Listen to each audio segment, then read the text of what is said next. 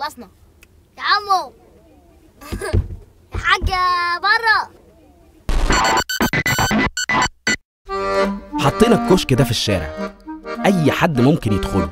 بس عايز اقول لكم ان انا مبسوط قوي من الكشك ده. انا ونفسي يبقى موجود منه عامه يعني، علشان انا هو عايز يشارك، بس هو عايز يشارك يعني بتكلم مش عارف يقول ايه، ما عايز يشارك. جوه الكشك سالنا الناس سؤال واديناهم دقيقتين، دقيقه يردوا على السؤال ودقيقه يقولوا اي حاجه في نفسهم، اي حاجه. حاجات بتاعت سبيستون دول يا جدعان.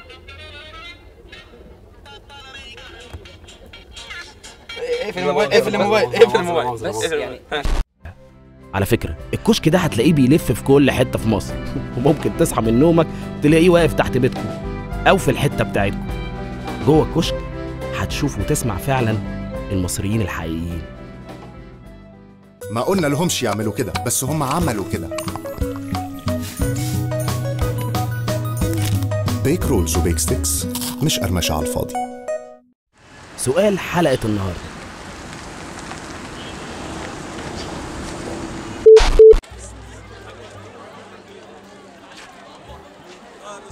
أنا اسمي تامر علي أحمد جبر. اسمي أماني أيمن حسان، أولى آداب لغات شرقية. يعني لو حبينا نتكلم عن شرط إن أي ثورة تنجح في العالم، هو الشرط أهم حاجة، يعني في حاجتين هم أهم حاجتين، يعني لازم أولاً يبقى في هدف واحد. نجح الثورات إن كلها إيد واحدة، كلهم كانوا مع بعض. تكاتف الشعب.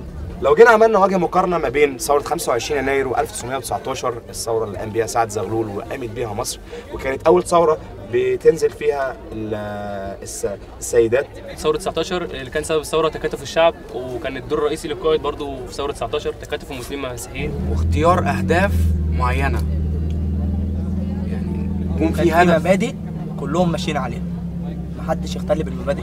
كان ليها مبادئ برضه نادى بيها سعد زغلول، وكان مبدأ كان هو مقتنع بيه.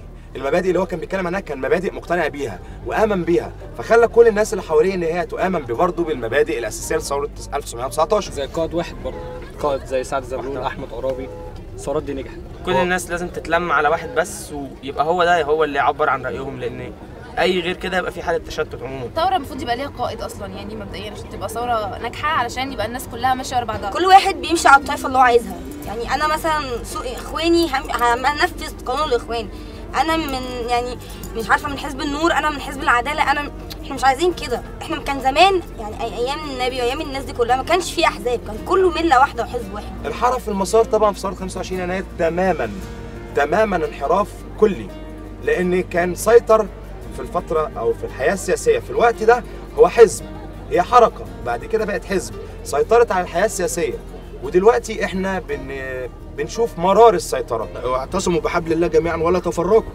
احنا هنا كلنا متفككين خالص، لو اتجمعنا صح مش هيبقى فيه كده ولا كده، بس عشان نعيش.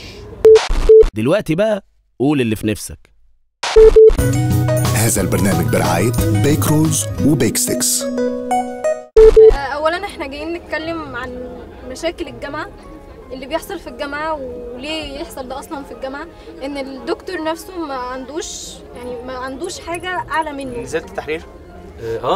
نزلت التحرير 25 او 25 ولا ايه؟ بنزل كتير جدا، كل يوم هناك. بجد بتشارك في كل حاجه؟ ده انا ما بجيبش هدوم غير من هناك. بجد حلوين؟ ده في شويه حالات تحفه.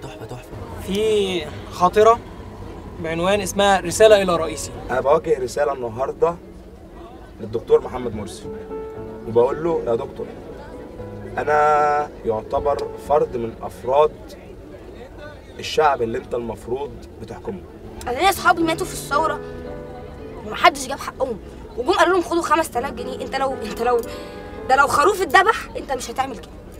انت مش 5000 جنيه ايه اللي تضيع ضفر واحد من اللي مات؟ بقولها على حال تعليمنا اللي علمنا الخوف، بقولها على دمعة مات ابنها برصاصة صهيون على الحدود. لازم تؤمن بان نص الشعب المصري نزل يداك صوته عشان خاطر ما نرجعش نظام الفلول تاني. ارجوك يا دكتور ما تبقاش نظام فلول تالت في مصر. احنا مش عايزين نظام فلول تالت وننزل نصور تاني ويموت لينا شباب تاني. حرام، كفايه حرام. احنا غنينا كتير قوي وقلنا شعر كتير قوي في البلد دي، وهي تستاهل اكتر من كده. البلد دي اتنهبت كتير قوي، اتنهبت من الريس ومن اللي قبليه ومن اللي قبليه ومن الاحتلال ومن كل بني ادم دخل في البلد دي كان طمعان فيها وخد منها حاجه وخرج. بس هنعمل ايه؟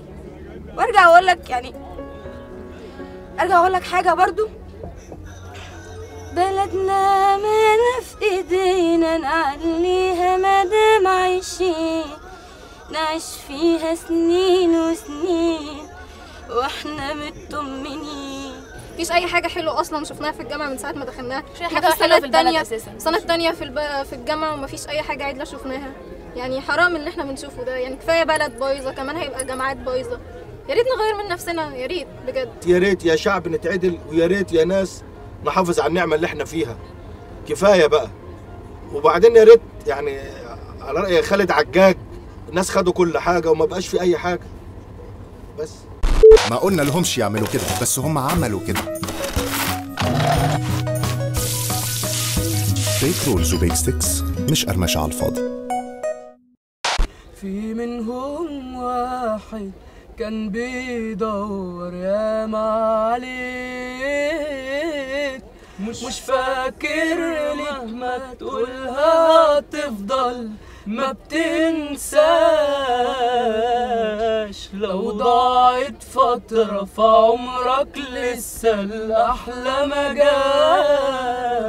كل القوى السياسية يخشوا مع بعض في حوار ونقاش، حوار موضوعي، حوار ديمقراطي لمصلحة البلد.